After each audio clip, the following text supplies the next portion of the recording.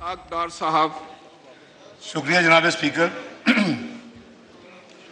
बिस्मिल्लाहिर्रहमानिर्रहीम, नहमदु व नसल्ली अला रसूलिल करीम।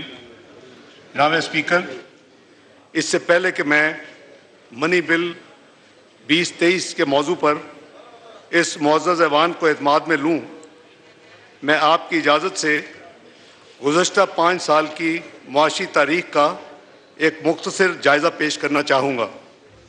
जनाब स्पीकर, मुअज़्ज़ज़ अरकान को याद होगा कि माली साल 2016-17 तक वज़ीर-ए-आज़म मोहम्मद नवाज शरीफ की क़यादत में पाकिस्तान की मईशत की शरह नमू 6% पर पहुँच चुकी थी।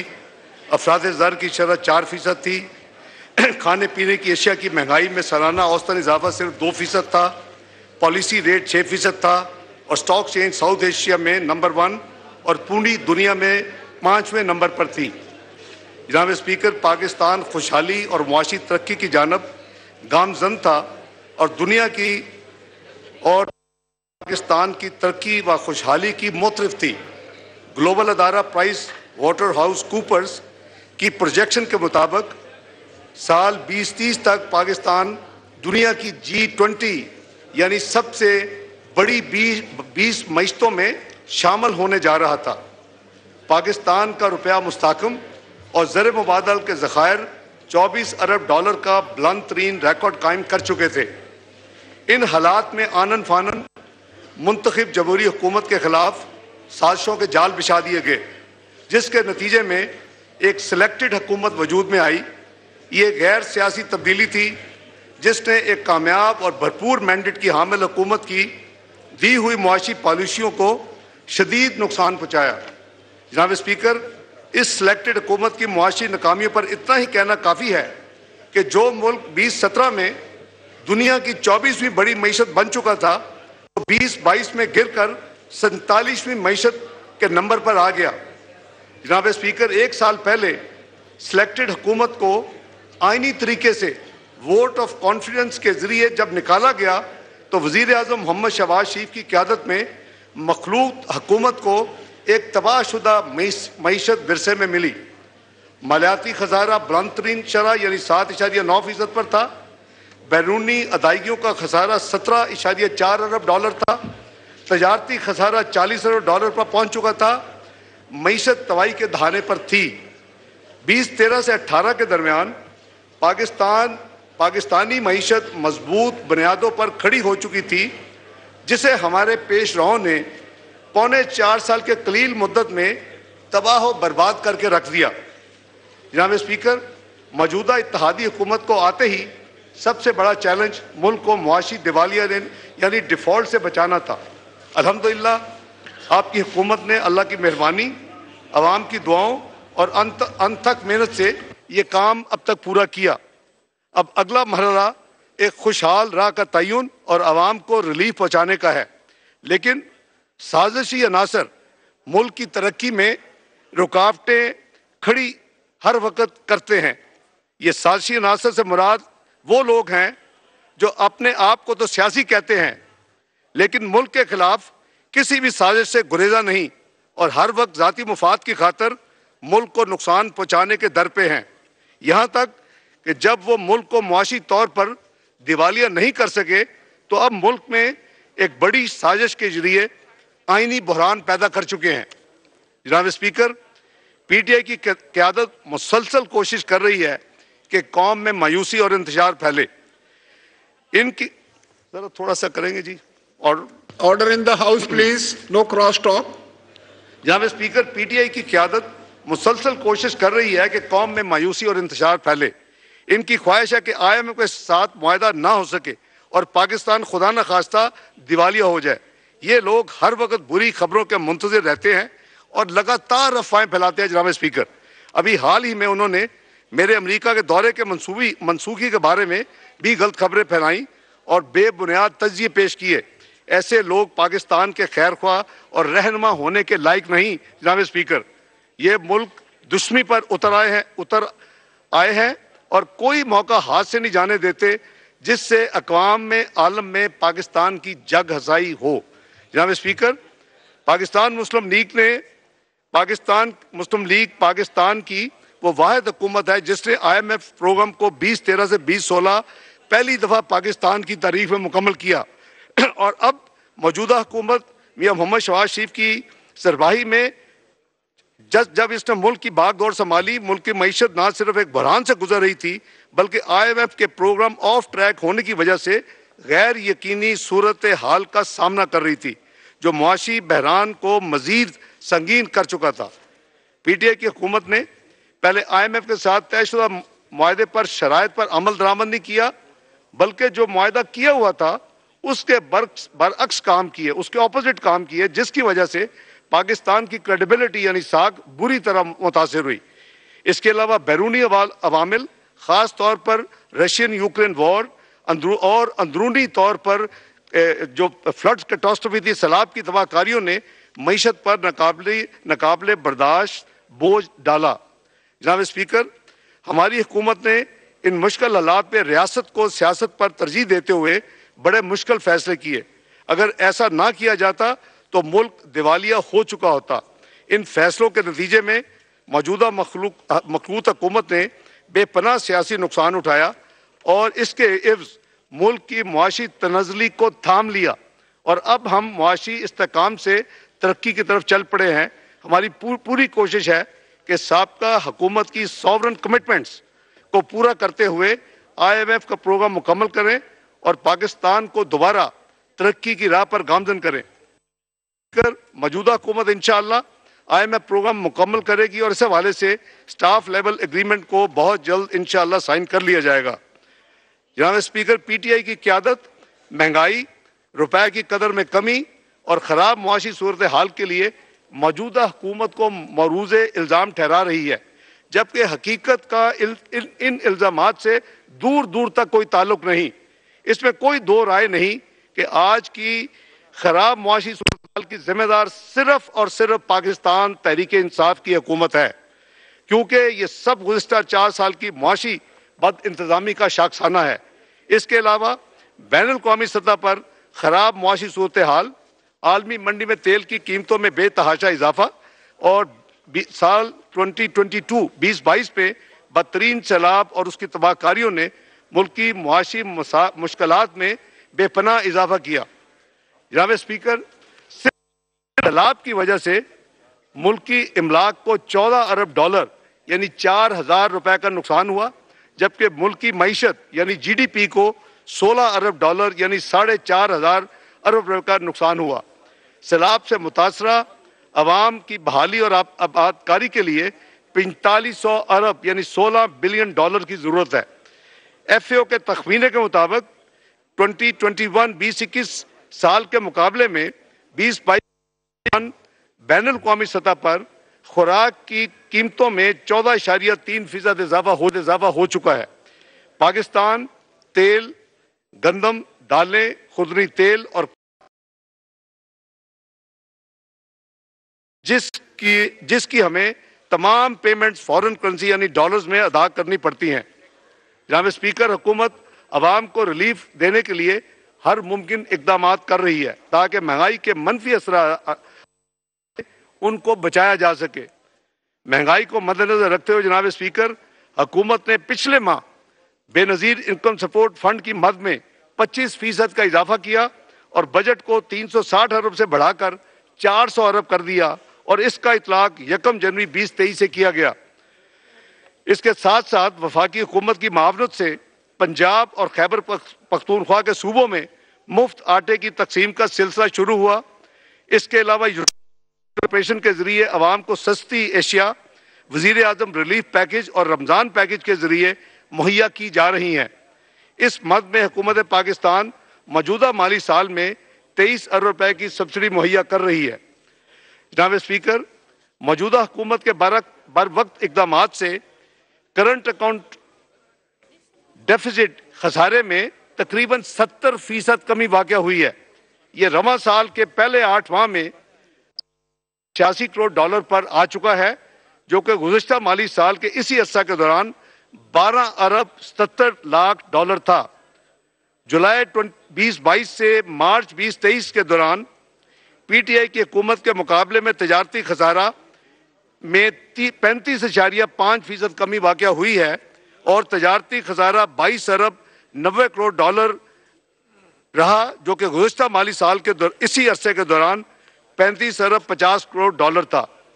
جناب اسپیکر، جولائی مارچ 2023 کے دوران برآمدات میں 9.9% کمی کے ساتھ 21 ارب ڈالر پر فگر آ گیا، جو گزشتہ مالی سال کے اسی عرصے کے دوران 23 ارب 30 کروڑ ڈالر پر بند ہوا تھا۔ جناب اسپیکر، موجودہ مخلوق حکومت کے مشکل فیصلوں کی وجہ سے ملک ڈیفالٹ سے بچ گیا الحمدللہ، اور زر مبادلہ کے ذخائر میں گراوٹ کو کم کیا۔ مالی سال 2022 کی تیسری سمائی یعنی اس حکومت کو شروع ہونے اور پچھلی حکومت کے آخری کوارٹر میں جنوری سے مارچ 2022 میں 6 ارب 40 کروڑ ڈالر کے حساب سے ذخائر میں زر مبادلہ کے ذخائر میں کمی واقع ہوئی۔ اگر یہ کمی اسی سپیڈ سے جاری رہتی تو پاکستان کب کا دیوالیہ ہو چکا ہوتا۔ جناب اسپیکر، پاکستان مسلم لیگ نون 2013 میں 503 ارب کا قرضی جو گردشی کردہ سرکولر ڈیٹ جس لیگیسی میں ملا، وہ 2018 تک 1148 ارب پہ پہنچا، یعنی 5 سال میں گردشی قرضوں میں 645 ارب کا اضافہ ہوا۔ پی ٹی آئی کے غیر سنجیدہ رویے کی وجہ سے توانائی کا شعبہ شدید بدنظمی کا شکار ہوا۔ عمران نیازی کے 4 سالہ حکومت میں گردشی قرضوں میں 1319 ارب کا اضافہ ہوا اور یہ 1148 ارب سے بڑھ کے 2467 ارب پر پہنچ گیا۔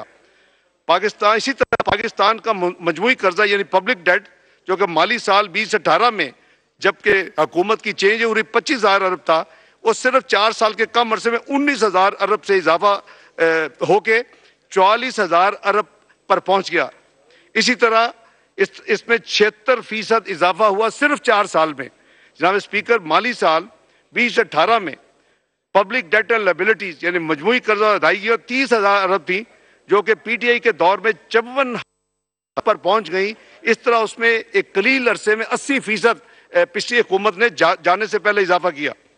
جناب اسپیکر، جولائی 2022 میں 2022 میں سے اب تک حکومت ماضی کے تقریباً 12 بلین ڈالر کی بین الاقوامی قرضہ جات کی ادائیگی کر چکی ہے، اور اب تک تمام تر بیرونی ادائیگیاں بر وقت ہو رہی ہیں۔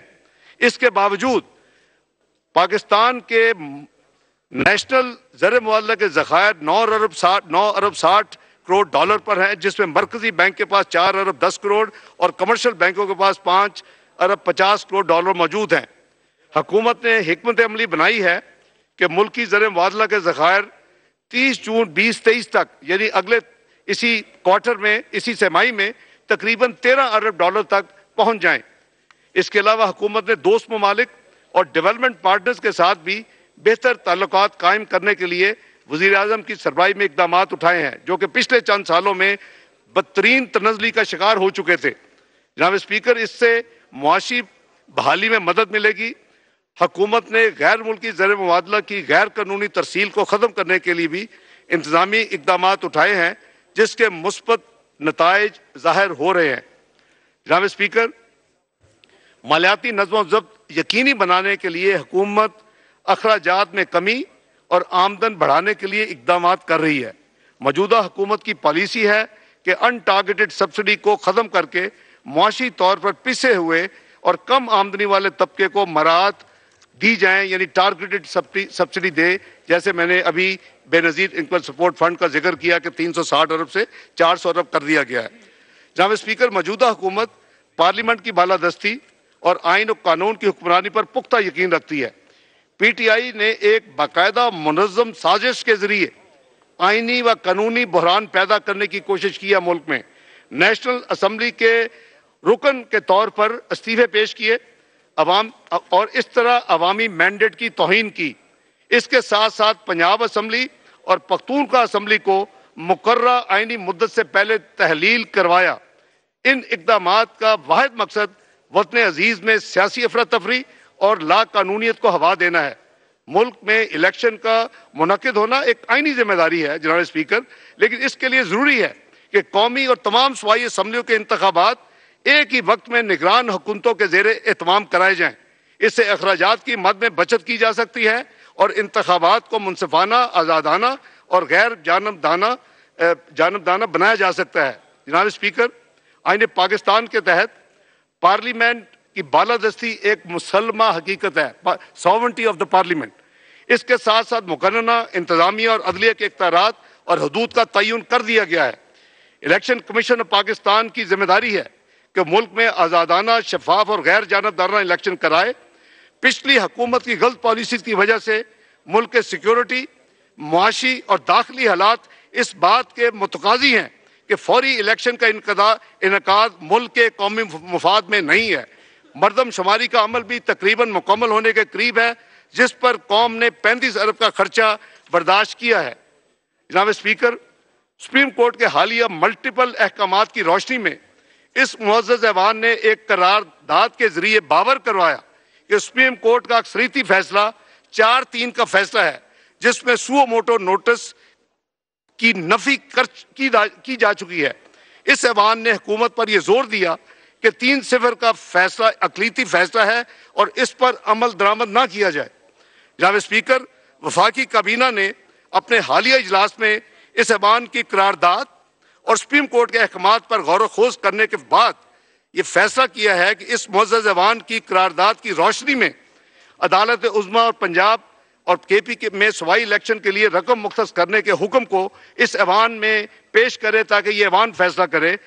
کابینہ کے اس فیصلے کی روشنی میں جناب اسپیکر، منی بل 2023 بنوان charge sum for general election provincial assemblies اور پنجاب پختونخوا بل 2023 اس ایوان میں پیش کیا جا رہا ہے۔ جناب اسپیکر، سپریم کورٹ کے فیصلے کے تحت وفاقی حکومت کو صوبائی اسمبلی کے الیکشن کروانے کے لیے 21 ارب روپے الیکشن کمیشن پاکستان کو دینے کے احکامات جاری کیے گئے۔ یہ انتخابات قومی اسمبلی کے عام انتخابات اور سندھ اور بلوچستان کی صوبائی اسمبلیوں کے عام انتخابات کے بغیر کروائے جانے ہیں۔ وفاقی حکومت کے فیصلے کی روشنی میں اس ایوان میں آرٹیکل 81E کے تحت یہ منی بل متعارف کرایا جا رہا ہے۔ جناب اسپیکر، آخر میں یہ عرض کروں گا کہ وزیر اعظم محمد شہباز شریف کی قیادت میں موجودہ حکومت اس امر کے لیے پرعزم ہے کہ وطن عزیز کو ایک دفعہ پھر سے درپیش دہشت گردی کے ناسور سے پاک کیا جائے اور اسے معاشی، سیاسی اور آئینی بحران سے جلد نکالا جائے۔ ہمیشہ کی طرح پاکستان کا مقدر بنے گی انشاءاللہ۔ اللہ تعالی ہمارا حامی و ناصر ہو۔ پاکستان زندہ باد۔ بہت شکریہ۔ Thank you.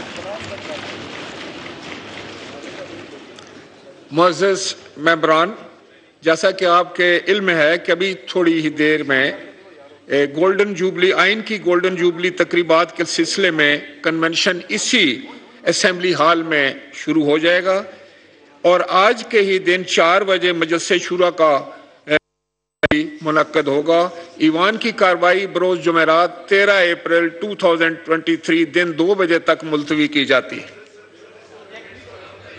ایوان کی کارروائی ملتوی کی گئی ہے، لیکن اس اہم میں اسحاق ڈار صاحب نے منی بل پیش کیا ہے اور یہ ہے جناب الیکشنز کے سلسلے میں ای سی پی کو فنڈز جاری کیے جانے خیبر پختونخوا اور پنجاب کے لیے۔ اس سے پہلے اسحاق ڈار صاحب نے تھوڑی سی گفتگو کی اور انہوں نے احاطہ کیا اب تک کی صورتحال کا، جو حالات ان کو حکومت سنبھالنے سے پہلے ملے اس کا تذکرہ کیا اور ساتھ کے ساتھ یہ بتایا کہ تجارتی خسارہ کم ہوا ہے، ملک ڈیفالٹ سے بچ گیا ہے، بیرونی ادائیگیاں بر وقت کر رہے ہیں، ڈالر ذخائر موجود ہیں، 13 ارب ڈالر تک ذخائر پہنچے، اس کے لیے حکمت عملی بنائی جائے، اخراجات کم آمدن زیادہ، حکومت اس پر بھی کام کر رہی ہے، لیکن یہ سب کچھ آسان نہیں ہوگا، خاص طور پر اگر بات کی جائے انتخابات کی جو کہ خاص طور پر 2 صوبوں میں ہونے ہیں۔ بالکل ایسا ہی ان کی جانب سے کہا گیا ہے کہ تمام اسمبلیوں کے انتخابات ایک ہی وقت ہونے چاہیے، ایک ہی وقت انتخابات سے اخراجات کی بچت ہوگی۔ الیکشن کمیشن کی ذمہ داری ہے کہ وہ صاف اور شفاف الیکشن کرائے، فوری الیکشن کا انعقاد قومی مفاد میں نہیں ہے، مردم شماری کا عمل مکمل ہونے کے قریب ہے، اسحاق ڈار کی جانب سے یہی کہا گیا ہے۔ تو آپ کو بتا دیں کہ تمام اسمبلیوں کے انتخابات ایک ہی وقت ہونے چاہیے، ایک ہی وقت انتخابات سے اخراجات کی بچت ہوگی، ایسا کہا گیا ہے۔ وزیر خزانہ اسحاق ڈار کی جانب سے اب سے کچھ دیر قبل قومی اسمبلی میں اظہار خیال کر رہے تھے۔ الیکشن کمیشن کی ذمہ داری ہے کہ وہ شفاف الیکشن کرائے، فوری الیکشن کا انعقاد قومی مفاد میں نہیں ہے۔ ساتھ ہی الیکشن اخراجات بل 2023 قومی اسمبلی میں پیش کیا گیا ہے، اور یہ بھی بتایا گیا ہے وفاقی وزیر خزانہ کی جانب سے کہ حکومت اس طرح کی حکمت عملی بنا رہی ہے کہ اس سال کے وسط تک زر مبادلہ کے ذخائر 13 ارب ڈالرز تک پہنچ جائیں۔ ایک بہت اہم نقطہ جو انہوں نے جس کو ریز کیا وہ تھا مردم شماری، تو انہوں نے کہا مردم شماری کا عمل مکمل ہونے کے قریب ہے، اس چیز کو بھی ملحوظ رکھا جائے۔